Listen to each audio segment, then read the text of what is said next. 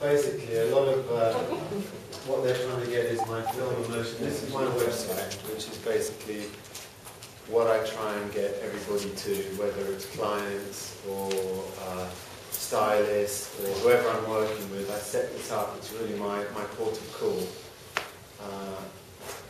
You kind of need this really in a way because the days of traipsing around with your book, it just takes too much time, there's too much ground to cover, So I put a lot of time into this, and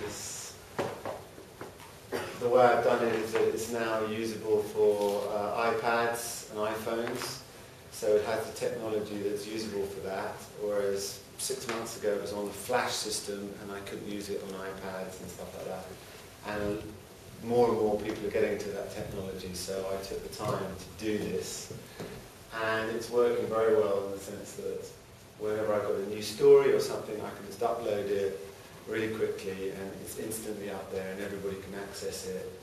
And I can do it by phone, by emailing people the link, so I get a lot of ground without having to knock on people's doors.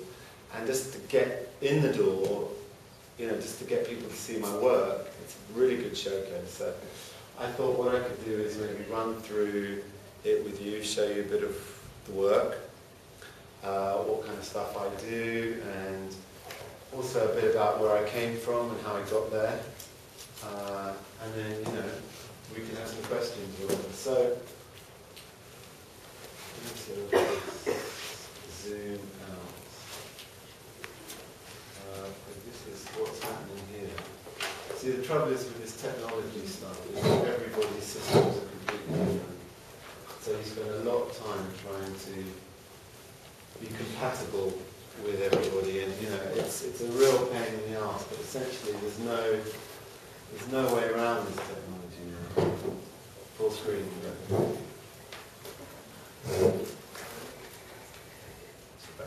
Okay, right. I come from the school of, I'm probably one of the old school photographers. When I first started, I was an assistant. I didn't do much college. I came to a college like this for a couple of terms and basically was never particularly good at school or particularly good at that kind of stuff. And when I had the chance to assist a photographer, I left college and went through the assisting route, which on one level I would recommend, but a lot of people in the industry that I know have been through college and have got contacts through that and have got a lot of learning through that. But for me that didn't work so well. And I went to assisting. And in those days, which I've got to say is 30 years ago, so things were very, very different. It was very much like being a photographer was really like a trade on some level, still in those days. The guys that were big when I was starting were people like Terence Donovan, David Bailey, who I managed to assist. And it was a real apprenticeship in the sense that you were in there fully the slave. I mean, the first job I did for 2 years, my job was to do absolutely everything. I'd clean the studios, I would process the film, I would do the assisting. This guy I worked for, Terence Donovan, which was I don't know whether you know his work, but he was akin to David Bailey at the time. He was 60s photographers. I would, we'd shoot it, and I'd have to go and process the film there and then. 9-minute film, 8 minutes of knocking on the door. Come on, So it was a real pressure situation to be like in the dark, shaking. It was a tough call. But what I learned from working with those guys was that on one level you have to do whatever within the industry. The hours I worked, the kind of training that I had on some levels, really built me into being able to do long hours in the studio, to take the kind of pressure that it takes to actually work in that environment. Because it is a very stressful environment, in the sense that you have clients, stylists, hair, makeup, models, art directors, a lot of people expecting a lot from you on the spot. So you've got to be able to take the pressure, you've got to be able to think on your feet, you've got to be able to deal with people, take those situations and not flare up, not get angry, smooth things out. There's a lot of different plays to that you need in order to operate within the industry. And then, of course, there's your pure creative talent. So, right. So for me, I mean, if you can see this. What I've got here is, for instance, this is the story that's just out right now in a magazine called Pop magazine.